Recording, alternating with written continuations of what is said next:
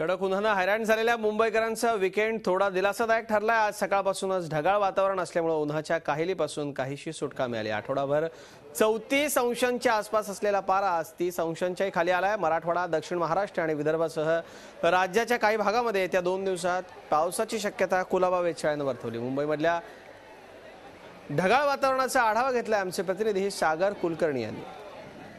कडाक्याचं ऊन मुंबईसह महाराष्ट्रामध्ये सर्वत्र होतंय, पण अचानक आज वातावरणात बदल झालेला आहे। आपण पाहू शकता या ठिकाणी की समुद्रकिनारी हा भाग आहे, मलबार हिलच्या जवळचा। आभाळही आलेला आहे अचानक। कडक उन्हाळ्याचे दिवस आहेत आणि त्याच दरम्यान अचानक आभाळ आल्याने वातावरण आल्हाददायक झालेलं आहे, थंड झालेलं आहे। जे काही या दरम्यान दुपारचा जो कडक उन्हाळा होता, प्रचंड घाम यायचा, ऊन कडाक्याचं असायचं। महाराष्ट्रामध्ये तर काही ठिकाणी पारा 40च्या वर गाठला होता, पण मुंबईत तुर्तास तरी एक चांगलं वातावरण असं आहे। आभाळी वातावरण आलेलं आहे, समुद्राला देखील भरती येत आहे।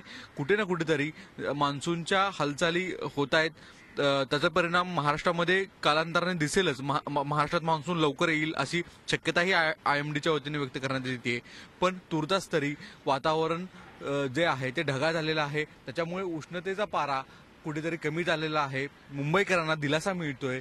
कुठे ना कुठेतरी एक चांगलं चित्र आहे।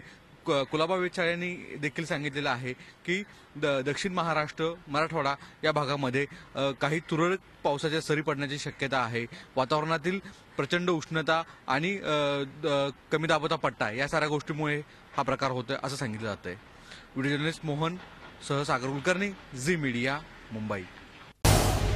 झी 24 तास रहा एक पाऊल पुढे।